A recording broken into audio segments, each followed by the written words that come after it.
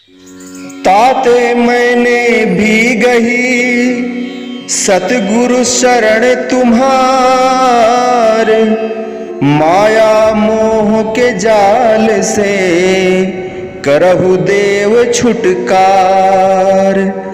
दास पड़ा चरणार में मांगे यह वरदान, प्यार अपना दीजिए और अपना ध्यान।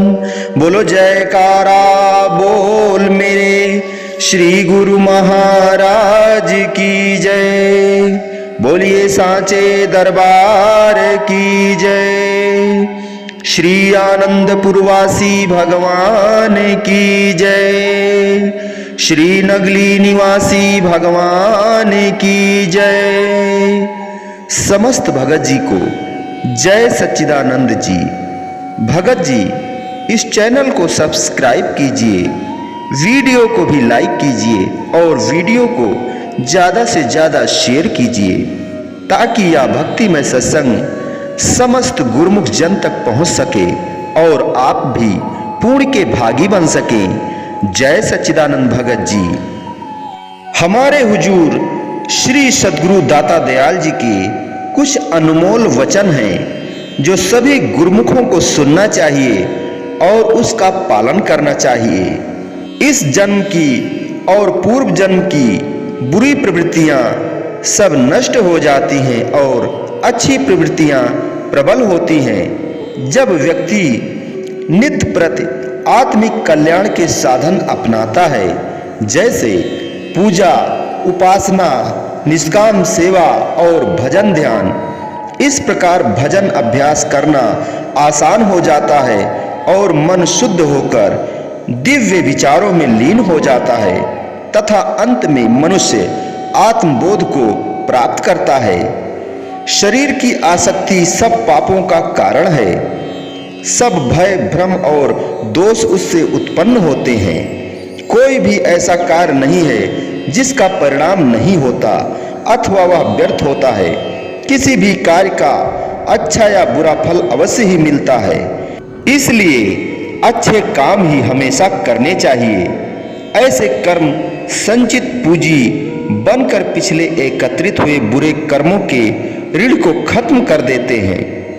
काम करो, लेकिन जो कुछ भी तुम करो वह निष्काम भाव से, बिना किसी आसक्ति के करो और किसी फल की आशा न रखते हुए करो। तब तुम्हें पूर्ण मुक्ति प्राप्त होगी। तुम सब बंधनों से मुक्त हो जाओगे और अपने कर्तव्य का पालन करते हुए जीवन के लक्ष्य को प्राप्त करोगे। यदि आज हम अपनी शक्ति नष्ट कर देते हैं तो कल क्या प्राप्त करेंगे? जो हमने आज और कल प्राप्त करना था वह प्राप्त करने का सामर्थ्य खो देंगे। हमेशा सच्चाई पर चलो, तुम्हारे सब पाप क्षमा कर दिए जाएंगे। यथार्थता तुम्हें अधिक पापों से बचाएगी। एक सच्चा मनुष्य चाहे वह पूर्व जन्म में पापी हो फिर भी ईश्वर की कृपा को जीत लेता है और धर्म परायण तथा पवित्र बन जाता है। उपदेश और आचरण में बहुत अंतर है। केवल आध्यात्मिक धार्मिक पुस्तकों तथा सद्ग्रंथों का अध्ययन ही काफी नहीं है। उस पर मनन करोगे तो एक ही उपदेश से अत्यधिक लाभ प्राप्त करोगे। ईश्वर कृपालु है। उसकी कृपा उन पर उतरती है जो सच्चे हृदय से उसकी खोज करते हैं। जब हम ईश्वर से प्रार्थना करते हैं तब वह हमें अपनी अटूट उत्कंठा और सच्चा ज्ञान प्रदान करता है। लेकिन हजारों में से कोई एक सौभाग्यशाली ही ईश्वर की इच्छा सच्चाई से प्राप्त करता है।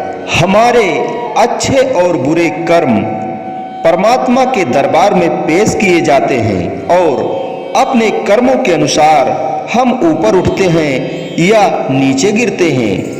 यदि तुमने समय का सदुपयोग नहीं किया तो 1000 बार भी सोचना व्यर्थ है।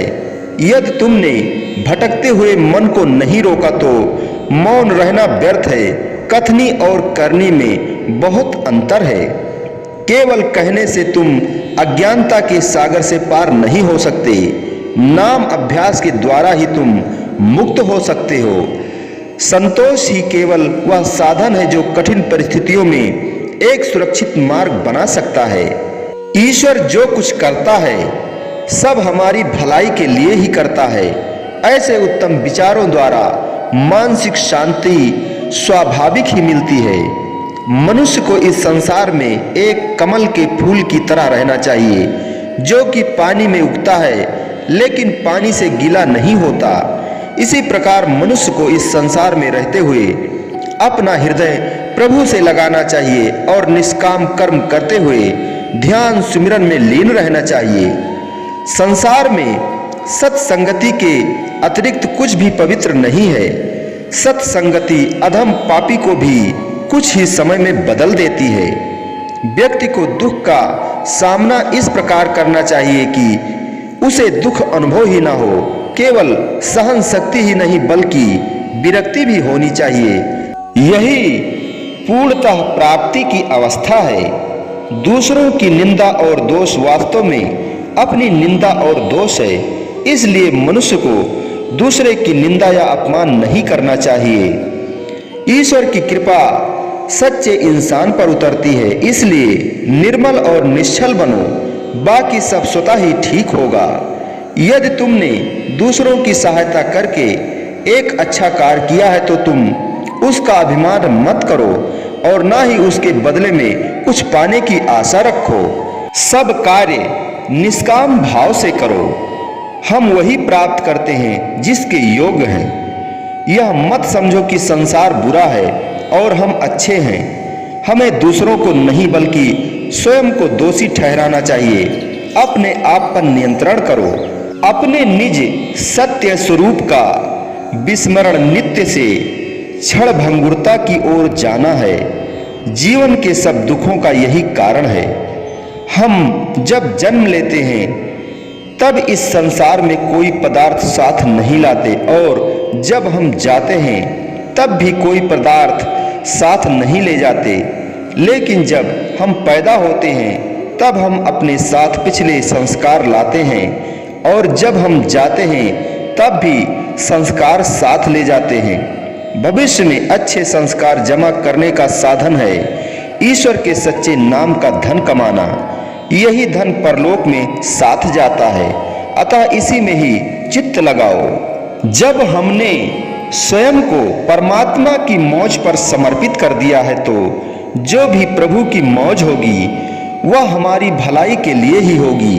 उसे स्वीकार करने में हमें कोई आपत्ति नहीं होनी चाहिए। हमें अपना मन प्रभु की उपासना और भक्ति में पूर्णतः लीन कर देना चाहिए। यही जीवन के सार्थक करने की अवस्था है। तुम हमेशा शुभ कार्य में लीन रहते हुए और अच्छे और उन्नत विचार पैदा कर सकते हो। याद रखो कि मनुष्य के विचार उसके कर्मों द्वारा प्रमाणित होते हैं। प्रभु से प्रेम और परमार्थ आत्मिक उन्नति का प्रथम चरण है। याद रखो कि केवल परमात्मा ही तुम्हारे जीवन का लक्ष्य है। वही कार्य करो जो तुम्हें प्रभु की ओर अग्रसर करे। तुम्हें प्रभु चिंतन व सेवा में विलंब नहीं करना चाहिए। बोलो जयकारा बोल मेरे श्री गुरु महाराज की जय। बोलिए सांचे दरबार की जय। श्री आनंदपुरवासी भगवान की जय। श्री नगली निवासी भगवान की जय। समस्त भगत जी को जय सच्चिदानंद जी।